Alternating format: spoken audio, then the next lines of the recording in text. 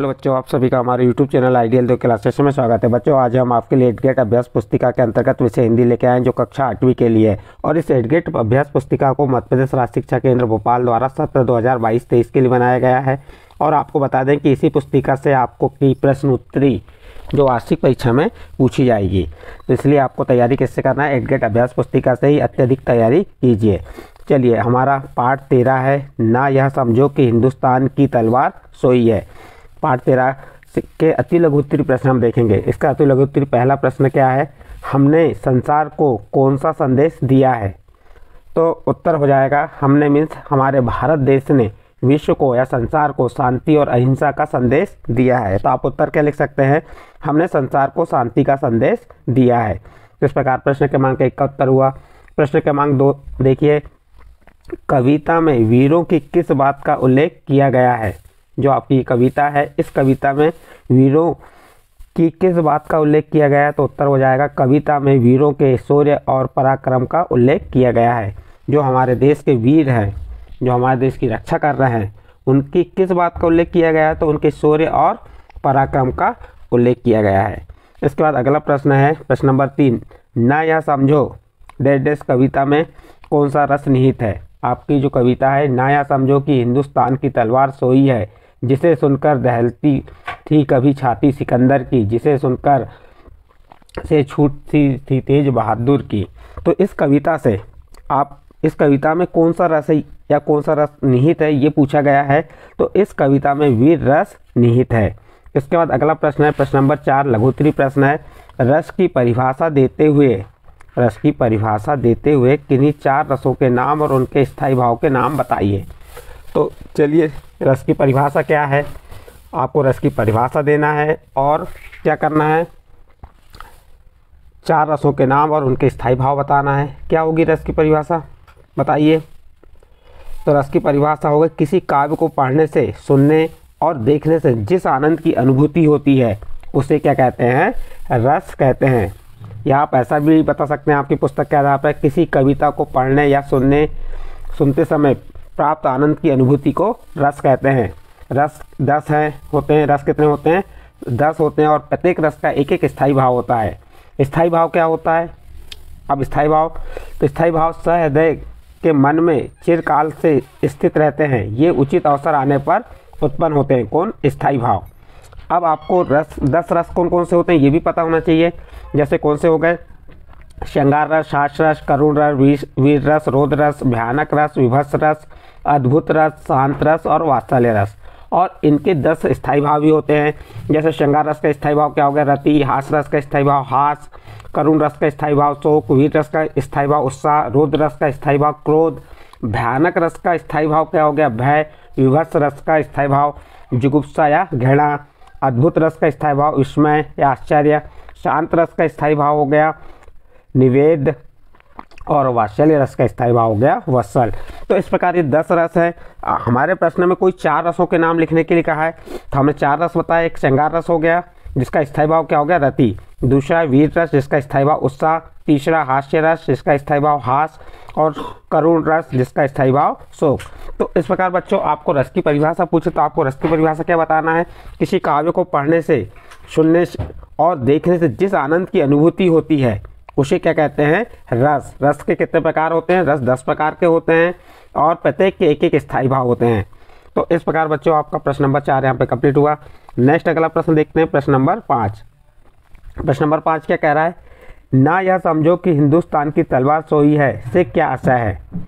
चलिए, इसका उत्तर, इस पंक्ति से आशय है कि हिंदुस्तान की तेज तलवार सो गई है, ऐसा किसी भी शत्रु को नहीं समझ लेना चाहिए।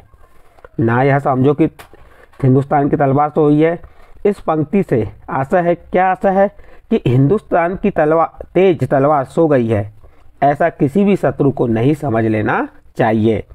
इस प्रकार प्रश्न नंबर 5 कंप्लीट। इसके बाद प्रश्न नंबर 6 देखिए, लहू देंगे मगर इस माटी को माटी नहीं देंगे। लहू मीन्स होता है खून देंगे, मगर इस माटी को यानी हमारे देश की जो मिट्टी है, भारत माता, नहीं देंगे। इस कथन में कवि का क्या आशय है? चलिए इसका उत्तर देखते हैं।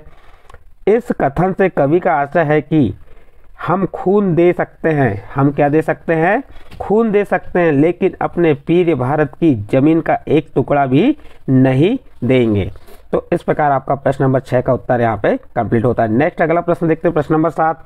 प्रश्न नंबर 7 में क्या दीर्घोत्तरीय प्रश्न है, हमारे देश पर यदि कोई देश आक्रमण करे तो ऐसी स्थिति में हमारे कर्तव्य क्या होंगे।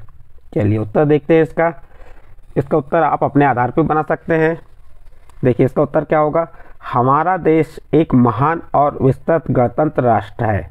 हमारा देश अपनी चारों ओर की सीमाओं की रक्षा बड़ी तत्परता से कर रहा है। यदि किसी देश ने भी हमारी आज़ादी को ललकारा अथवा हमारे राष्ट्र की सीमाओं को तोड़ा या आक्रमण किया तो हमारे वीर सैनिक हुंकार भर उठेंगे, उस आक्रमणकारी शत्रु को सब प्रकार से नष्ट करके खदेड़ देंगे, देश के सम्मान की रक्षा के लिए भयंकर युद्ध करेंगे, देश की स्वतंत्रता की रक्षा के लिए हम पहले ढा देंगे।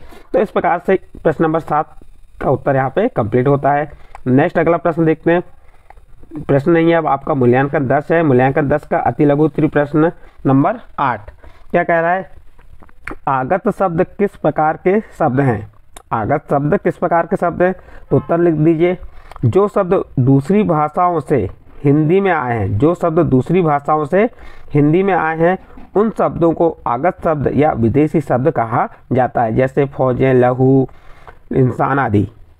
तो इस प्रकार आपका प्रश्न नंबर 8 कंप्लीट होता है। नेक्स्ट अगला प्रश्न देखते हैं, प्रश्न नंबर 9।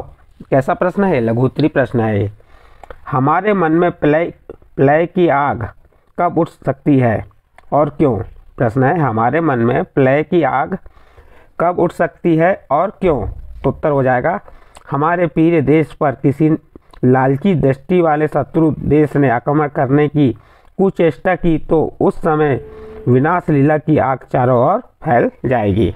इस प्रकार प्रश्न नंबर 9 का उत्तर आप दे सकते हैं। नेक्स्ट अगला प्रश्न है प्रश्न नंबर 10। प्रश्न नंबर 10 दीर्घोत्तरीय प्रश्न है। क्या कह रहा है प्रश्न, चलिए देखिए प्रश्न को। दिया है शांति का संदेश डैश डैश लाचार सोई पद का आशय है। देखिए इसमें आपको क्या दिया है, शांति का संदेश ही हमने सदा जग को, अहिंसा का दिया उपदेश भी हमने सदा जग को, ना इसका अर्थ है हम पुरुषत्व का बलिदान कर देंगे, ना इसका अर्थ ना नारीत्व का अपमान सह लेंगे। जो एक कविता दी थी, इस कविता का आशय क्या है आपको बताना है यहाँ पे। तो कवि कहते हैं, देखिए इस कविता में कवि क्या कहते हैं, कवि कहते हैं कि हम हिंदुस्तानियों ने ही सदैव संसार को शांति का संदेश दिया तथा अहिंसा का उपदेश देकर सत्य का आचरण करने के लिए पूरे संसार को सलाह दी है। इसका यह अर्थ नहीं है लगा लेना चाहिए कि हम अहिंसा का आचरण अपनाकर वीरता का त्याग कर देंगे और कायर बन जाएंगे। हम नारीपन के लिए किए गए अपमान को सह लेंगे, यह नहीं समझ लेना चाहिए। तो इस प्रकार बच्चों आपका ये प्रश्न नंबर 10 यहाँ पे कंप्लीट होता है। प्रश्न नंबर 10 के साथ आपका ये मूल्यांकन कौन सा था, आपका मूल्यांकन 10 भी कंप्लीट होता है और मूल्यांकन 10 के साथ आपका पार्ट 13 कंप्लीट हुआ।